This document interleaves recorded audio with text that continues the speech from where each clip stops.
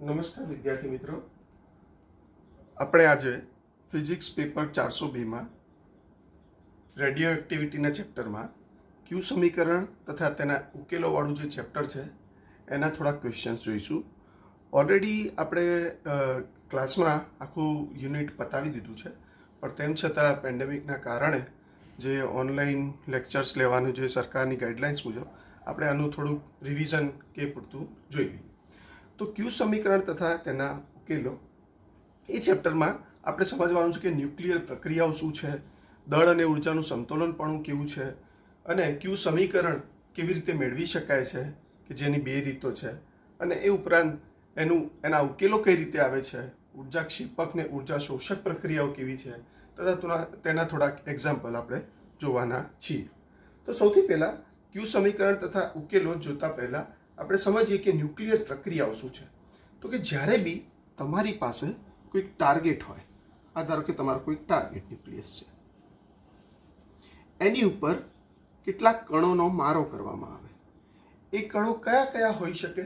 તો એ કણો ધારો કે પ્રોટોન હોય, ન્યુટ્રોન હોય કે ઇલેક્ટ્રોન હોય, એવા જે કણો છે, આલ્ફા કણ હોય, ડ્યુટેરોન હોય, એવા જે કણોનો મારો તમે ટાર્ગેટ ન્યુક્લિયસ પર કરો છો, લક્ષ્ય ન્યુક્લિયસ પર કરો છો, તો ત્યારે તેના પરમાણુ ક્રમાંક કે પરમાણુ દળાંકમાં ફેરફાર થાય છે. ક્લિયર?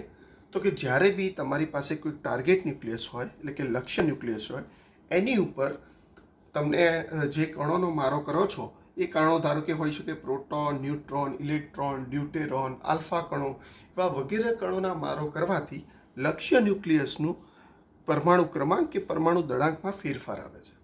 તો આવી પ્રક્રિયાઓને આપણે કહીએ છીએ ન્યુક્લિયર પ્રક્રિયાઓ. આવી પ્રક્રિયાઓને આપણે કહીએ છીએ ન્યુક્લિયર પ્રક્રિયાઓ.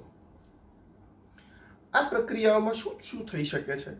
તો કે કણનું સ્થિતિસ્થાપક કે અસ્થિતિસ્થાપક પ્રકીર્ણન થાય છે. પ્રકીર્ણન થવું એટલે શું? કે ધારો કે તમે અહીંથી કોઈ કણોનો મારો કરો છો, તો એ કણ અથડાઈને ટાર્ગેટ ન્યુક્લિયસ સાથે અથડાઈને પોતાની દિશા બદલે છે, એના ઉર્જામાં બી ફેરફાર થાય છે, જે કોણ પર એને આપાત કરવામાં આવે છે કોણ પણ બદલાય છે. તો આમ સ્થિતિસ્થાપક કે અસ્થિતિસ્થાપક પ્રકીર્ણન થાય છે. આગળ એ સ્થિતિસ્થાપક કે અસ્થિતિસ્થાપક પ્રકીર્ણન શું છે એ આગળ આપણે નેક્સ્ટ ક્વેશ્ચનમાં જોઈશું. તથા એ મારો કર્યા પછી તદ્દન જુદા એવા નવા જ કણો બહાર ફેંકાય છે. ધારો કે આલ્ફા કણ છે, બીટા કણ છે કે ગામા કણ છે કે એના સિવાયના કોઈ પણ જે કણો છે એ બહાર ફેંકાય છે. તો અથવા પોતે શું કરે? તો કે આપાત કણો ન્યુક્લિયસ દ્વારા પકડાઈ જઈને અને ગામા કિરણોનું ઉત્સર્જન કરે છે. ધારો કે આપાત કણો ન્યુક્લિયસ દ્વારા એબ્ઝોર્બ થઈ જાય અને પોતે ગામા કિરણોનું ઉત્સર્જન કરે છે. તો આવી ઘણી બધી પોસિબિલિટીઝ રહેલી છે. ઇન શોર્ટ, ન્યુક્લિયર પ્રક્રિયા એટલે શું છે? તો કે પ્રતાડનની ક્રિયામાં જો લક્ષ્ય ન્યુક્લિયસમાંના પરમાણુ ક્રમાંક અને પરમાણુ દળાંકમાં ફેરફાર થતો હોય તો એવી પ્રક્રિયાને આપણે ન્યુક્લિયર પ્રક્રિયાઓ કહીએ છીએ. એને જનરલ ફોર્મમાં આ રીતે દર્શાવાય છે. ધારો કે તમારો લક્ષ્ય ન્યુક્લિયસ છે એક્સ, કેપિટલ એક્સ, એની ઉપર તમે કોઈ કણનો મારો કરો છો, એ છે સ્મોલ એક્સ, અને તમને સામે મળે છે નિપજ ન્યુક્લિયસ વાય અને નિપજ કણ સ્મોલ વાય. તો આ તમારું છે આપાત કણ. આ કોઈ પણ જે ન્યુક્લિયર પ્રક્રિયા છે એનું જનરલાઇઝ ફોર્મ છે આપાત કણ. આ જે છે તમારું લક્ષ્ય ન્યુક્લિયસ,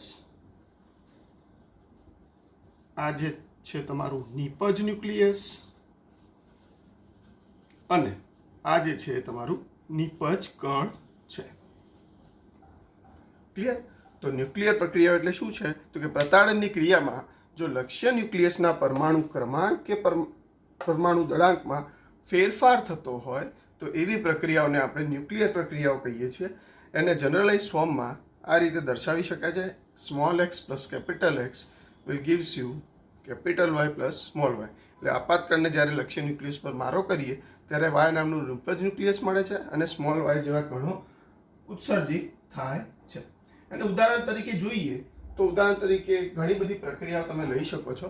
તો એ પ્રક્રિયાઓમાં આપણે પહેલું જોઈએ તો કે કોઈ એક ઉદાહરણ આપણે લઈએ. એ ઉદાહરણમાં ધારો કે તમારું છે નાઇટ્રોજન 714. આ તમારું લક્ષ્ય ન્યુક્લિયસ છે. એની ઉપર આલ્ફા કણનો તમે મારો કરો છો. આલ્ફા કણ એટલે તમારું છે સમજો He24. આલ્ફા કણને આપણે He24 અથવા એને સિમ્બોલિક દર્શાવવું હોય તો આલ્ફા રીતે બી દર્શાવી શકીએ. આલ્ફા કણનો જ્યારે તમે મારો કરો છો ત્યારે તમને શું મળે છે સામે? તો સામે મળે છે O817 પ્લસ H11. તો આ જે છે એ તમારું લક્ષ્ય ન્યુક્લિયસ છે, આ જે છે તમારો આપાત કણ છે, આ જે છે નિપજ ન્યુક્લિયસ છે, અને આ જે છે તમારો નિપજ કણ અથવા ઉત્સર્જિત કણ તમે જે કહો એ. તો અહીંયા જેમ તમે ન્યુક્લિયર પ્રક્રિયામાં વાત કરી કે જ્યારે પ્રતાડનની ક્રિયામાં લક્ષ્ય ન્યુક્લિયસના પરમાણુ ક્રમાંકને દળાંકમાં ફેરફાર થાય, તો અહીંયા જો પરમાણુ ક્રમાંકમાં બી ફેરફાર થાય છે, 7 નું 8 થાય છે, અને પરમાણુ દળાંકમાં બી ફેરફાર થાય છે કે જે 14 નું 17 થાય છે. તો આવી પ્રક્રિયાઓને તમે ન્યુક્લિયર પ્રક્રિયા કહી શકો છો. એને સંજ્ઞાત્મક રીતે લખવી હોય તો આ રીતે તમે આ પ્રક્રિયાને લખી શકો છો. બંને બાજુ જુઓ બેલેન્સિંગ થઈ જાય, 14 ને 4 18, 17 ને 18, 7 ને 2 9, 8 ને 1 9. તો આ રીતે બેલેન્સિંગ બી થવું જરૂરી છે.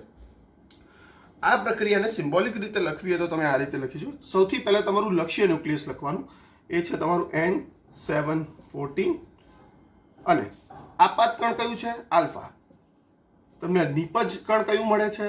તો કે H11 એટલે પ્રોટોન, અને સામે નિપજ ન્યુક્લિયસ O817. તો આ રીતે તમે એને લખી શકો છો સિમ્બોલિક રીતે. એક્ઝામમાં આવું કંઈક પૂછ્યું હોય કે ભાઈ N714 અને અહીંયા બ્લેન્ક આપી હોય તમને ખાલી જગ્યાએ, અને 4 ઓપ્શન આપે, આલ્ફા, બીટા, ગામા અને એક પણ નહીં, તો તમારે અહીંયા સમજવાનું કે અહીંયા જે આપાત કણ આવતો હોય આલ્ફા એ પ્રમાણે તમે ડિનોટ કરી શકો છો. ક્લિયર? એ સિવાય બીજું ઉદાહરણ જોઈએ તો એ ઉદાહરણ છે લિથિયમ. એ ઉદાહરણ છે, ધારો કે તમારો ટાર્ગેટ ન્યુક્લિયસ છે Lithium-37. તમે એની ઉપર મારો કરો છો પ્રોટોનનો H11. સામે તમને મળે છે નિપજ ન્યુક્લિયસમાં He24 પ્લસ He24. એટલે જ્યારે લિથિયમ ઉપર પ્રોટોનનો મારો કરવામાં આવે છે ત્યારે લક્ષ્ય નિપજ ન્યુક્લિયસ તમને મળે છે હિલિયમ, અને સાથે આલ્ફા કણ ઉત્સર્જિત થાય છે. આને જો સિમ્બોલિક રીતે લખવું હોય તો Lithium-37, આપાત કણ તમારું કયું છે? પ્રોટોન. નિપજ કણ તમારું કયું છે? આલ્ફા, અને સાથે બને છે કયું? He24. તો આ રીતે તમે સિમ્બોલિક રીતે બી તમે એને દર્શાવી શકો છો. ક્લિયર? આગળ આપણે જોઈએ કે ન્યુક્લિયર પ્રક્રિયા, તો આપણે જોઈએ કે કઈ રીતની હોઈ શકે છે, એના કેટલાક પ્રકારો છે. એ પ્રકારો કેવી રીતે પાડવામાં આવે છે અને કેવી રીતે એનું વર્ગીકરણ કરવામાં આવે છે, લેટ્સ. તો કે જ્યારે બી પરમાણુ ક્રમાંક અને પરમાણુ દળાંક બદલાય છે પ્રતાડનની ક્રિયામાં, તો ન્યુક્લિયર પ્રક્રિયા ઉદ્ભવે છે. આમાં કયું પાર્ટિકલ બને છે, કયું નિપજ કણ બને છે, કયું નિપજ ન્યુક્લિયસ બને છે, એના આધારે આપણે પ્રક્રિયાનું વર્ગીકરણ કરીએ છીએ. તો સૌથી પહેલી પ્રક્રિયા જે છે એ છે પ્રકીર્ણન. સૌથી પહેલી જે પ્રક્રિયા છે એ છે પ્રકીર્ણન, અને ઇંગ્લિશમાં કહેવાય સ્કેટરિંગ. તમે ઇંગ્લિશમાં કહો છો સ્કેટરિંગ. તો આ પ્રક્રિયા છે શું? આ પ્રક્રિયામાં પ્રક્ષિપ્ત કણ અને ઉત્સર્જિત કણ એક જ હોય છે. આથી આ પ્રક્રિયા, આ ન્યુક્લિયસ પણ તેનું તે જ રહે છે. મતલબ કે ધારો કે તમારી પાસે કોઈક ટાર્ગેટ છે, એની ઉપર તમે કોઈ કણનો મારો કરાવો છો, અને સામે જે ન્યુક્લિયસ ઉત્સર્જિત થાય છે એના સિવાય જે કણ ઉત્પન્ન થાય છે નિપજ કણ, એ પણ એનું એ જ રહે છે. મતલબ એની એ જ અવસ્થામાં રહે છે. આપાત કણની જે ઉર્જા હોય એની એ જ ઉર્જા એ તમારી નિપજ કણની હોય છે. તો આવી પ્રક્રિયાઓને તમે સ્થિતિસ્થાપક કહો છો. જો સ્થિતિ એની એ જ ના હોય તો એને કહો છો અસ્થિતિસ્થાપક. તો આના આધારે તમારે એના બે ભાગમાં વર્ગીકરણ તમે કરી શકો છો. તો જો પ્રકીર્ણન થાય, પ્રકીર્ણન બે પ્રકારના છે, સ્થિતિસ્થાપક અને બીજું છે અસ્થિતિસ્થાપક. સ્થિતિસ્થાપક અને બીજું છે અસ્થિતિસ્થાપક. તો સ્થિતિસ્થાપક પ્રકીર્ણનમાં શું છે? તો કે જ્યારે બી આપાત કણને લક્ષ્ય ન્યુક્લિયસ પર મારો કરાવવામાં આવે અને મળતું નિપજ કણ પણ તેની તે જ અવસ્થામાં રહે, તો એને આપણે કહીએ છીએ સ્થિતિસ્થાપક પ્રક્રિયા. જો આપાત કણને કોઈક લક્ષ્ય ન્યુક્લિયસ પર મારો કરાવવામાં આવે અને બનતું નિપજ કણ એ અવસ્થામાં ન હોય, જે આપાત કણ જે અવસ્થામાં હતું એ જ અવસ્થામાં ન હોય, તો એને આપણે કહીએ છીએ અસ્થિતિસ્થાપક પ્રક્રિયા. ઇંગ્લિશમાં આને કહેવાય છે ઇલાસ્ટિક સ્કેટરિંગ અને આને કહેવાય છે ઇનઇલાસ્ટિક સ્કેટરિંગ. બીજા શબ્દોમાં કહેવું હોય તો આપણે એવું કહી શકીએ કે સ્થિતિસ્થાપક પ્રકીર્ણનમાં ગતિ ઉર્જાનું સંરક્ષણ થાય છે. Conservation of kinetic energy. અને અસ્થિતિસ્થાપક પ્રકીર્ણનમાં ગતિ ઉર્જાનું સંરક્ષણ થતું નથી. આ રીતે આપણે પ્રક્રિયાને ડિફાઇન કરી શકીએ છીએ, વ્યાખ્યાયિત કરી શકીએ છીએ. તો સૌથી પહેલી પ્રક્રિયા ન્યુક્લિયર પ્રક્રિયા. આવું તમને એક્ઝામમાં પ્રશ્ન પૂછે કે ન્યુક્લિયર પ્રક્રિયાઓ એટલે શું, તો આગળ જેમ ચર્ચા કરી એ પ્રમાણે તમે દર્શાવી શકો છો. અને એના પ્રકારો ચર્ચો. તો પહેલો પ્રકાર તમારો છે પ્રકીર્ણન. તો એમાં તમે આ રીતે લખી શકો છો કે જ્યારે બી આપાત કણને લક્ષ્ય ન્યુક્લિયસ પર મારો કરવામાં આવે ત્યારે તે પોતાની દિશા બદલે છે અથવા ઉર્જામાં પણ ફેરફાર થાય છે. તેના આધારે લક્ષ્ય ન્યુક્લિયસ, આપાત કણ અને નિપજ ન્યુક્લિયસ કે નિપજ કણની સ્થિતિના આધારે, ઉર્જાની સ્થિતિના આધારે આપણે એને બે ભાગમાં વહેંચી શકીએ છીએ. પહેલા છે સ્થિતિસ્થાપક પ્રકીર્ણન, બીજું છે અસ્થિતિસ્થાપક પ્રકીર્ણન. સ્થિતિસ્થાપક પ્રકીર્ણનમાં આપાત કણ જ્યારે લક્ષ્ય ન્યુક્લિયસ પર મારો કરવામાં આવે ત્યારે જે બનતું નિપજ કણ છે એ એની એ જ અવસ્થામાં હોય છે. આવી પ્રક્રિયાઓને આપણે કહીએ છીએ સ્થિતિસ્થાપક પ્રક્રિયા. જ્યારે અસ્થિતિસ્થાપક પ્રક્રિયાઓમાં આપાત કણને જ્યારે લક્ષ્ય ન્યુક્લિયસ પર મારો કરવામાં આવે ત્યારે બનતું નિપજ કણ એ અવસ્થામાં અથવા એ ઉર્જા અવસ્થામાં હોતું નથી. આવી પ્રક્રિયાને આપણે કહીએ છીએ અસ્થિતિસ્થાપક પ્રકીર્ણન. બીજી રીતે કહીએ તો સ્થિતિસ્થાપક પ્રકીર્ણનમાં ગતિ ઉર્જાનું સંરક્ષણ થાય છે, જ્યારે અસ્થિતિસ્થાપક પ્રક્રિયામાં ગતિ ઉર્જાનું સંરક્ષણ થતું નથી. આના પછીનો જે પ્રકાર છે એ છે પિકઅપ રિએક્શન અથવા પિકઅપ પ્રક્રિયાઓ. જેમ નામ દર્શાવે છે એ જ પ્રમાણે એનું કામ છે. પિકઅપ પ્રક્રિયાઓ. Number 2 pickup reactions. આપણે જાણીએ છીએ પિકઅપ એટલે આપણે કોઈકને આપણે જતા હોઈએ કોલેજ અને કોઈક ફ્રેન્ડ આપણને ફોન કરીને કહે કે ભાઈ મને પિક કરતો જજે, એટલે મને લેતો જજે, પિકઅપ કરતો જજે. તો એ જ રીતે પિકઅપ રિએક્શન્સમાં બી સેમ એ પ્રક્રિયા થાય છે. પિકઅપ રિએક્શન્સમાં શું થાય છે? આ પ્રક્રિયામાં આપાત કણ લક્ષ્ય ન્યુક્લિયસમાંથી ન્યુક્લિયોન્સ એટલે કે ન્યુટ્રોન કે પ્રોટોન પ્રાપ્ત કરે છે. એટલે મતલબ શું? તો ધારો કે આ તમારું ટાર્ગેટ ન્યુક્લિયસ છે, લક્ષ્ય ન્યુક્લિયસ અથવા ટાર્ગેટ ન્યુક્લિયસ. એની ઉપર આપાત કણનો કોઈક મારો કરો છો, કોઈ પણ આપાત કણ હોય, તો આ આપાત કણ શું કરે? આ ન્યુક્લિયસમાંથી ન્યુટ્રોન કે પ્રોટોન, જેને આપણે સંયુક્ત રીતે ન્યુક્લિયોન્સ કહીએ છીએ, એ મેળવે છે. એટલે આ જ્યારે આની ઉપર અથડાય છે ત્યારે ટાર્ગેટ ન્યુક્લિયસમાંથી ન્યુટ્રોન કે પ્રોટોન મેળવે છે, પિક કરે છે. ક્લિયર? તો તેથી આ પ્રક્રિયાને આપણે કહીએ છીએ પિકઅપ રિએક્શન્સ. તો પિકઅપ રિએક્શન્સમાં પ્રક્ષિપ્ત કણ કે આપાત કણ એ લક્ષ્ય ન્યુક્લિયસમાંથી ન્યુક્લિયોન્સ એટલે કે ન્યુટ્રોન અથવા પ્રોટોન મેળવે છે. આનું ઉદાહરણ જોવું હોય તો આપણે જોઈએ કે આનું ઉદાહરણ આ રીતનું છે કે લિથિયમ 37 એ તમારો ટાર્ગેટ ન્યુક્લિયસ છે. એની ઉપર જો પ્રોટોનનો મારો કરો છો ત્યારે મળતું નિપજ કણ છે આલ્ફા અને નિપજ ન્યુક્લિયસ છે તમારું He24 એટલે કે હિલિયમ. તો આને વ્યાપક રીતે લખીએ તો ધારો કે તમારું અહીંયા આપાત કણ કયું છે? તો કે પ્રોટોન પ્લસ લિથિયમ 37 એ તમારું શું છે? ટાર્ગેટ ન્યુક્લિયસ, લક્ષ્ય ન્યુક્લિયસ. તો આ જે આપાત કણ છે એ લક્ષ્ય ન્યુક્લિયસમાંથી શું ન્યુટ્રોન કે પ્રોટોન મેળવે છે, એટલે સાથે બને છે શું? આલ્ફા કણ એટલે કે He24 અને સાથે લક્ષ્ય ન્યુક્લિયસ નિપજ ન્યુક્લિયસ બી કયું બને છે? He24. ક્લિયર? આવી પ્રક્રિયામાં એક વાત ધ્યાન રાખવાની કે જે બી આપાત કણ છે તમારું, જ્યારે બી પિકઅપ રિએક્શન્સ થાય છે તો આપાત કણના જે પરમાણુ ક્રમાંક ને દળાંક છે એ વધે જ છે ઓલવેઝ. જો તમે માર્ક કરો તો અહીંયા આપાત કણના જે પરમાણુ ક્રમાંક કે દળાંક છે એ નિપજ કણ જ્યારે બને છે ત્યારે એમાં વધારો જ જોવા મળે છે, કારણ કે પોતે ન્યુક્લિયોન્સ ટાર્ગેટ ન્યુક્લિયસમાંથી મેળવે છે. તો આ જે છે તમારી પિકઅપ રિએક્શન છે. આના સિવાય બીજું ઉદાહરણ જોવું હોય તો બીજું ઉદાહરણ આ રીતનું છે.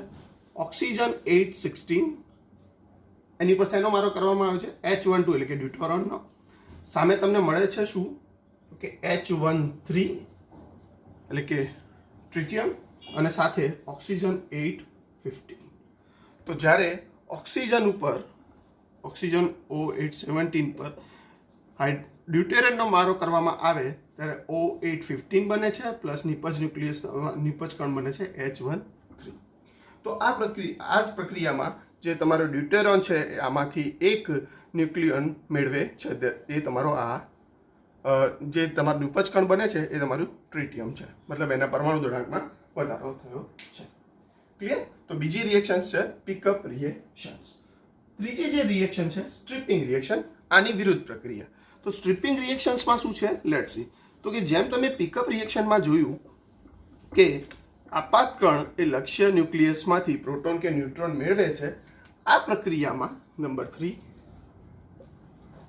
સ્ટ્રિપિંગ રિએક્શન્સ, સ્ટ્રિપિંગ પ્રક્રિયાઓમાં શું થાય છે? તો કે સ્ટ્રિપિંગ પ્રક્રિયાઓમાં આપાત કણ, આ ધારો કે લક્ષ્ય ન્યુક્લિયસ છે તમારું ટાર્ગેટ, અને આ તમારો આપાત કણ છે. તો આપાત કણ જ્યારે લક્ષ્ય ન્યુક્લિયસ સાથે અથડાય છે ત્યારે આને ન્યુટ્રોન કે પ્રોટોન આપી દે છે, ગુમાવે છે. ઇન શોર્ટ, પહેલી પિકઅપ રિએક્શન્સમાં શું હતું કે આપાત કણ એ લક્ષ્ય ન્યુક્લિયસમાંથી ન્યુટ્રોન કે પ્રોટોન મેળવે છે, જ્યારે સ્ટ્રિપિંગ રિએક્શનમાં આપાત કણ એ ન્યુટ્રોન કે પ્રોટોન ગુમાવે છે, એ લક્ષ્ય ન્યુક્લિયસને આપી દે છે. અને જે પ્રક્રિયા તમને સર્જાય છે અથવા મળે છે એ સ્ટ્રિપિંગ રિએક્શન છે. એના ઉદાહરણ જોઈએ આપણે. તો કે એનું પહેલું ઉદાહરણ છે ઓક્સિજન 816, અને એની પર શેનો મારો કરવામાં આવે છે? તો કે આલ્ફા કણનો, એટલે કે He24 નો મારો કરવામાં આવે, અને સામે તમને મળે છે H12, અને લક્ષ્ય ન્યુક્લિયસ તમને નિપજ ન્યુક્લિયસ મળે છે 918. અને વ્યાપક રીતે લખીએ તો તમારું આપાત કણ છે આલ્ફા He24 પ્લસ લક્ષ્ય ન્યુક્લિયસ છે O817, સામે તમને મળે છે F918 નિપજ ન્યુક્લિયસ પ્લસ H12 એ તમારું નિપજ કણ છે. ક્લિયર? તો આનો મારો જ્યારે આની પર કરવામાં આવે છે તો પોતે ન્યુટ્રોન કે પ્રોટોન ગુમાવી અને સામે નિપજ કણ અથવા નિપજ ન્યુક્લિયસ આપે છે. આ પ્રક્રિયામાં એટલું ધ્યાન માર્ક કરજો કે જે બી આપાત કણ છે એના જે પરમાણુ દળાંક કે ક્રમાંક છે એ નિપજ ન્યુક્લિયસમાં જે નિપજ કણ બને છે સામેની બાજુએ એ ઘટે જ છે, પરમાણુ દળાંક કે પરમાણુ ભારાંક ઘટશે. જ્યારે સ્ટ્રિપિંગ પિકઅપ રિએક્શનમાં એ પરમાણુ દળાંક કે ભારાંક વધતા હતા, કારણ કે એ મેળવતું હતું, અહીંયા ગુમાવે છે. ક્લિયર? બીજું ઉદાહરણ જોઈએ આનું. તો બીજું ઉદાહરણ તમારું કંઈક આ રીતનું છે. તો કે નાઇટ્રોજન 714, એની ઉપર જો આલ્ફા કણનો મારો કરો તો સામે નિપજમાં મળે છે નિપજ કણ પ્રોટોન, અને બને છે O817. એને વ્યાપક રીતે જોઈએ તો તમારું જે આપાત કણ છે એ આલ્ફા કણ પ્લસ નાઇટ્રોજન 714, અને એ તમને સામે શું આપે છે? O817 plus proton H11. Clear? તો આ જે છે તમારી સ્ટ્રિપિંગ રિએક્શન્સ છે. ક્લિયર? તો અત્યાર સુધી આપણે 3 રિએક્શન્સ જોઈ. પ્રકીર્ણન, સ્કેટરિંગ, એના 2 પ્રકારો, સ્થિતિસ્થાપક ને અસ્થિતિસ્થાપક. બીજી પ્રક્રિયા હતી તમારી પિકઅપ રિએક્શન્સ, પિકઅપ પ્રક્રિયાઓ. ત્રીજી જે પ્રક્રિયા હતી એ તમારી સ્ટ્રિપિંગ, એટલે સ્ટ્રિપિંગ પ્રક્રિયાઓ. જે પિકઅપ અને સ્ટ્રિપિંગ પ્રક્રિયાઓ જે છે એ સીધી ડાયરેક્ટલી ઇન્વોલ્વ છે ટાર્ગેટ સાથે, કે ટાર્ગેટમાંથી ન્યુટ્રોન કે પ્રોટોન મેળવે છે અથવા ટાર્ગેટને ન્યુટ્રોન કે પ્રોટોન આપી દે છે, તો એ ડાયરેક્ટ પ્રોસેસ થાય છે. તો આવી પ્રક્રિયાઓને આપણે ડાયરેક્ટ રિએક્શન્સ બી કહીએ છીએ. એક્ઝામમાં પૂછે કે ડાયરેક્ટ રિએક્શન એટલે શું? પ્રત્યક્ષ પ્રક્રિયાઓ એને કહેવાય છે ગુજરાતીમાં, પ્રત્યક્ષ પ્રક્રિયા. તો એ પ્રત્યક્ષ પ્રક્રિયાઓ પૂછે તો આપણે પિકઅપ અને સ્ટ્રિપિંગ જે પ્રક્રિયાઓ શીખ્યા છીએ એ તમે લખવાની રહેશે. હવે આમાં જે ચોથો પ્રકાર જે છે એ તમારો છે કમ્પાઉન્ડ ન્યુક્લિયર પ્રક્રિયાઓ. જે તમારો ચોથો પ્રકાર છે એ છે કમ્પાઉન્ડ ન્યુક્લિયર પ્રક્રિયાઓ. એટલે શું? અને કમ્પાઉન્ડને તમે ગુજરાતીમાં કહો છો જટિલ ન્યુક્લિયર પ્રક્રિયાઓ બી તમે કહી શકો છો. તો આ પ્રક્રિયામાં શું થાય છે? તો જેમ ડાયરેક્ટ રિએક્શન્સ થઈ હતી બ્રેકઅપ ને સ્ટ્રિપિંગ્સ ને, એના કરતાં આ પ્રક્રિયા થોડી જુદી પડે છે. આ પ્રક્રિયા કેવી છે પ્રક્રિયા? તો આ પ્રક્રિયાઓમાં બોર મોડેલ અનુસાર આપાત કણ અને લક્ષ્ય ન્યુક્લિયસ બંને ભેગા મળી જાય છે. આપાત કણ એટલે લક્ષ્ય ન્યુક્લિયસ બંને ભેગા મળી જાય છે. એટલે ધારો કે એક્સ તમારો આપાત કણ છે અને કેપિટલ એક્સ તમારો લક્ષ્ય ન્યુક્લિયસ, આ બંને ભેગા મળી જાય છે અને આ બંને ભેગા થઈને આગળ આખી પ્રોસેસ કરે છે. તો બંને ભેગા થઈ જાય છે અને એક એવું અસ્થાયી કમ્પાઉન્ડ અથવા જટિલ ન્યુક્લિયસ બનાવે છે કે જે ઉત્તેજિત અવસ્થામાં હોય છે અને તેનો જીવનકાળ લગભગ 10⁻16 સેકન્ડના ક્રમનો હોય છે. તો આ બંને ભેગા મળી એક કમ્પાઉન્ડ ન્યુક્લિયસ બનાવે છે. આ બંને ભેગા મળી એક કમ્પાઉન્ડ એટલે કે જટિલ ન્યુક્લિયસ બનાવે છે કે જેનો જીવનકાળ 10⁻16 સેકન્ડના ક્રમનો હોય છે. બહુ ક્ષણિક હોય છે. ક્લિયર? તો આગળ જોઈએ. પ્રક્ષિપ્ત કણને ન્યુક્લિયસમાં થઈને પસાર થઈ જતા લાગતો સમય લગભગ 10⁻22 સેકન્ડ જેટલો હોય છે, ક્રમનો હોય છે. જ્યારે 10⁻16 સેકન્ડનો સમયગાળો એ 10⁻22 સેકન્ડ થતાં ઘણો મોટો ગણી શકાય. આથી કમ્પાઉન્ડ ન્યુક્લિયસ બંને થોડા વખત માટે ટકી રહેલું ગણી શકાય. મતલબ શું છે કે જ્યારે બી આ 10⁻16 સેકન્ડનો જે તમારો જીવનકાળ છે એકદમ ક્ષણિક છે. એટલે જ્યારે બી કમ્પાઉન્ડ ન્યુક્લિયસ બને છે તો એ ઉત્તેજિત અવસ્થામાં જાય છે. તો ઉત્તેજિત અવસ્થામાં ક્ષણિક તમારું ટકેલું રહે છે.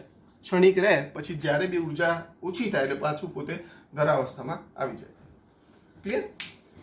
હવે આ પ્રક્રિયાઓ કેવી રીતે બને છે એનું કોઈ ઇમ્પોર્ટન્સ નથી, અથવા કેવી રીતે કયા ન્યુક્લિયસ સાથે ભેગા મળીને બને છે એનું કોઈ ઇમ્પોર્ટન્સ નથી. પણ તો કે કમ્પાઉન્ડ ન્યુક્લિયસ પોતે કેવી રીતે બન્યું છે એ યાદ રાખતું નથી, પણ જુદી જુદી રીતે એકનું એક કમ્પાઉન્ડ ન્યુક્લિયસ બની શકે છે. એટલે ધારો કે આપણે કોઈ એક જગ્યાએ જવું હોય તો કોઈ પણ માર્ગ તમે પસંદ કરો, પણ એ જગ્યા ઉપર પહોંચવું જરૂરી છે. એટલે ગમે તે માર્ગ લઈને તમે પહોંચી શકો છો. ક્લિયર? એટલે પોતે કઈ રીતે બન્યું છે યાદ નથી રાખતું, એક જ કમ્પાઉન્ડ ન્યુક્લિયસ જુદી જુદી રીતે બની શકે છે. અહીંયા આપણે એનું ઉદાહરણ જોઈએ કે શું છે એનું ઉદાહરણ.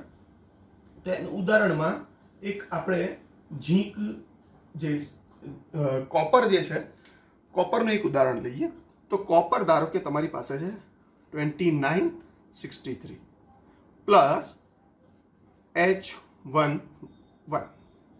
જ્યારે તમે પ્રોટોનને કોપર 2963 ઉપર આપાત કરશો તો આ બંને ભેગા મળીને એક ન્યુક્લિયસ બનાવે છે જે તમારું કમ્પાઉન્ડ ન્યુક્લિયસ છે. એ કમ્પાઉન્ડ ન્યુક્લિયસ છે તમારું Zn એટલે કે ઝીંક 3064. આ સ્ટાર મતલબ બતાવે છે તમને ઉત્તેજિત અવસ્થામાં છે. અહીંયા તમને જેમ કીધું કે આપાત કણ અને લક્ષ્ય ન્યુક્લિયસ બંને ભેગા મળી જાય છે. ભેગા મળીને શું બનાવે છે? ઝીંક. અને પોતે કઈ અવસ્થામાં છે? ઉત્તેજિત અવસ્થામાં. હવે શું કરે છે? તો એ પોતે પોતાનામાંથી કેટલાક કણો ઉત્સર્જિત કરી અને સ્થાયી થવાનો પ્રયત્ન કરે છે. એટલે કે પહેલી અવસ્થા એની એવી છે Zn 3063 પ્લસ એક ન્યુટ્રોન છૂટો પડે છે, બેલેન્સિંગ થઈ જાય છે. જુઓ 30, આ બાજુ 30, 64, 63 ને 64. હજી બી આગળ જાય છે તો પોતાનામાંથી બે ન્યુટ્રોનનું ઉત્સર્જન કરે છે. તો Zn 30 62 પ્લસ 2n01 62 ને 2 64. એ જ રીતે અહીંયા 30 ને 30.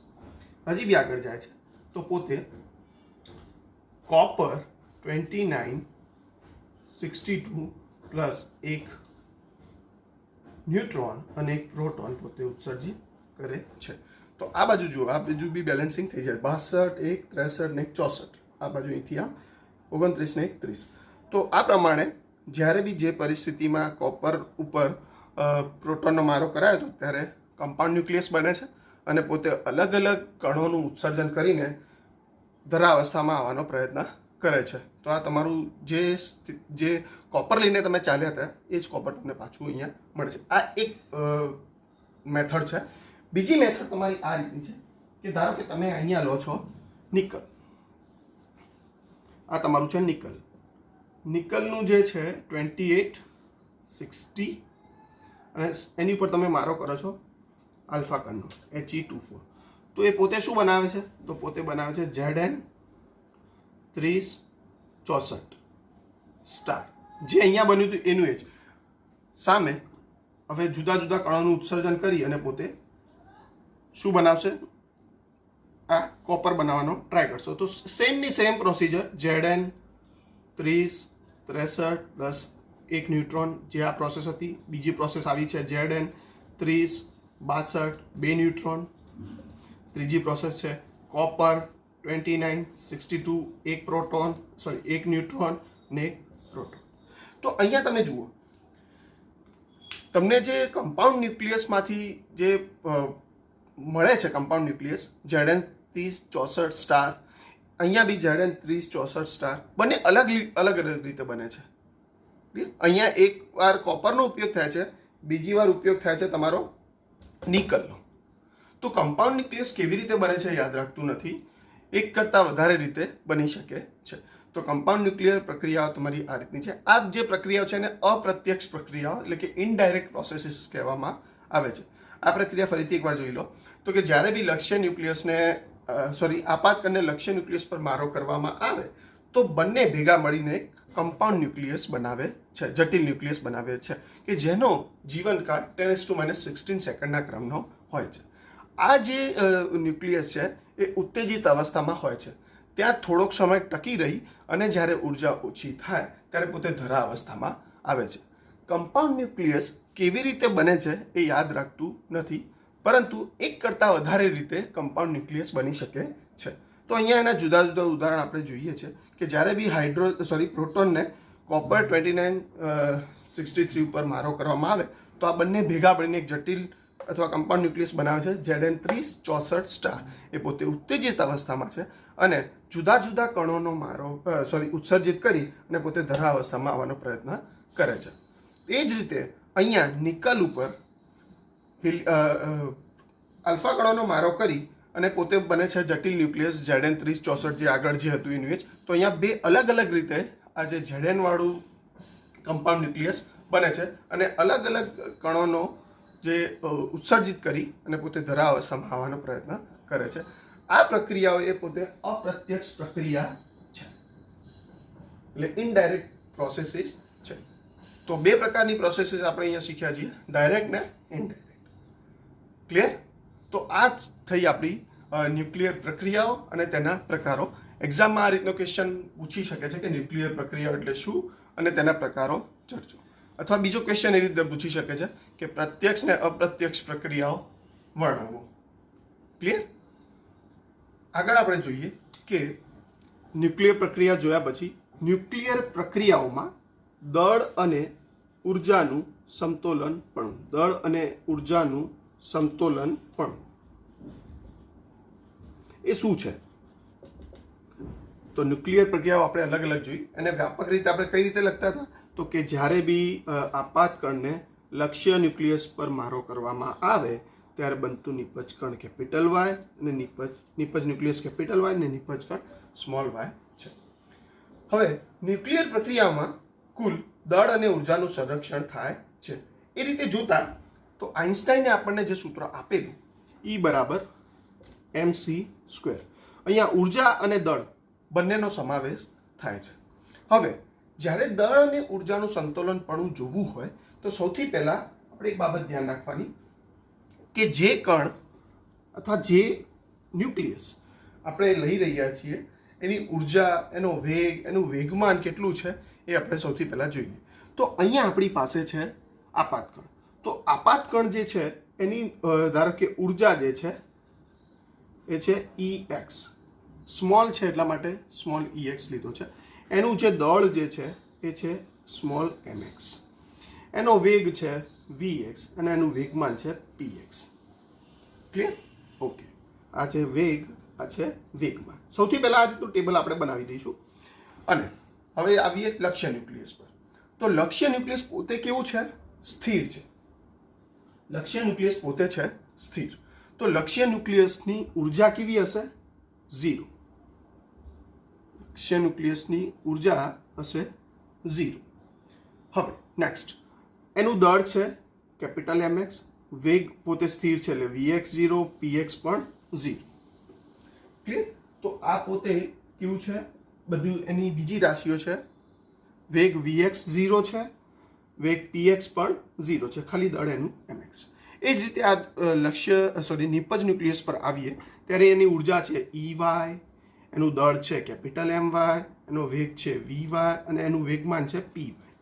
એ જ રીતે નિપજ કણ પર જ્યારે તમે આવો છો એની ઉર્જા છે ey, દળ છે my, એનું વેગ છે vy ને જે વેગમાન છે py. અહીં લક્ષ્ય ન્યુક્લિયસ સ્થિર હોવાથી એની ઉર્જા 0 છે, એનો વેગ પણ 0 છે, એનું વેગમાન પણ 0 છે, ખાલી એનું દળ છે કેપિટલ mx. હવે આ પ્રક્રિયામાં આપણે શું કરવાનું છે? દળ અને ઉર્જાનું સમતોલન પણ કરવાનું છે. તો દળ અને ઉર્જા બંને સાથે આવ્યું એવું આપણું ઇક્વેશન છે આઇન્સ્ટાઈનનું ઇક્વેશન. જો આ પ્રક્રિયામાં દળ અને ઉર્જાનો સમન્વય કરીને આખું ઇક્વેશન લખવું હોય તો આપણે કેવી રીતે લખી શકીએ? તો લેટ્સ સી. તો સૌથી પહેલા આ ડાબી બાજુ જે આપાત કણ છે એનું આપણું ઉર્જા કેટલી છે? તો કે એની ઉર્જા છે ex. તો ex, ચલો એની ઉર્જાની સાથે સાથે એનું દળ કેટલું છે? mx c².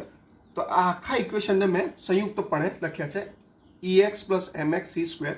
એટલે પહેલું જે તમારું આપાત કણ છે એનું દળ અને ઉર્જા બંનેનો સમન્વય આ પહેલા સમીકરણમાં થાય છે. પ્લસ બીજું, લક્ષ્ય ન્યુક્લિયસની ઉર્જા કેટલી છે? 0. એનું દળ કેટલું છે? mx c². સામે આ બાજુ તો આનું ઉર્જા કેટલી છે? ey પ્લસ દળ my અને c². પ્લસ આ બાજુ ઉર્જા કેટલી છે? ey plus my c². Clear? અહીં E એ સંબંધિત કણની ગતિ ઉર્જા અને m એ અથવા સ્મોલ m અથવા કેપિટલ M એ કણનું દળ દર્શાવે છે. તો અહીંયા E એ જે છે એ ઉર્જા અને જેટલા બી m જે છે એ તમારા દળ દર્શાવે છે. હવે ન્યુક્લિયર પ્રક્રિયામાં ઉત્પન્ન થતા પદાર્થોની કુલ ગતિ ઉર્જા એ પ્રક્રિયા શરૂ કરતા પદાર્થોની કુલ ગતિ ઉર્જાના તફાવતને Q મૂલ્ય તરીકે ઓળખવામાં આવે છે. એટલે શું છે? તો કે ન્યુક્લિયર પ્રક્રિયામાં ઉત્પન્ન થતા પદાર્થોની ગતિ ઉર્જા એટલે કે ફાઇનલ પ્રોડક્ટની જે ગતિ ઉર્જા છે માઇનસ ઇનિશિયલ પ્રોડક્ટની ગતિ ઉર્જા. એટલે કે તમને જે અંતિમ પ્રોડક્ટ જે મળે છે, અંતિમ જે કણો તમારા વાય ને સ્મોલ નિપજ ન્યુક્લિયસ કેપિટલ વાય અને નિપજ કણ સ્મોલ વાય એની જે ગતિ ઉર્જા છે માઇનસ જે આપાત કણ કે લક્ષ્ય ન્યુક્લિયસની ગતિ ઉર્જાના તફાવતને તમે કહો છો Q મૂલ્ય. તો Q બરાબર અહીંયા શું લખી શકીએ? Q બરાબર આપણે લખી શકીએ, ચલો ey, ખાલી ગતિ ઉર્જા જ છે એટલે ey પ્લસ ey, આ બાજુ કેટલી છે? માઇનસ ex, કારણ કે લક્ષ્ય ન્યુક્લિયસની ગતિ ઉર્જા તો કેવી છે? 0. ક્લિયર? તો આમ ગતિ ઉર્જાના તફાવતને આપણે કહીએ છીએ Q મૂલ્ય. ક્લિયર? હવે આ જ સમીકરણમાં ને અથવા Q મૂલ્યને આના ફોર્મમાં લખવું હોય, mx c² ના ફોર્મમાં લખવું હોય તો કેવી રીતે લખી શકાય? તો આ જ સમીકરણને એ ફોર્મમાં લખવું હોય તો કેવી રીતે લખી શકાય? તો કે ડાબી બાજુનો જે છે તમારો દળ એનો સરવાળો માઇનસ જમણી બાજુના જે પ્રોડક્ટ છે એનો સરવાળો. તો mx પ્લસ mx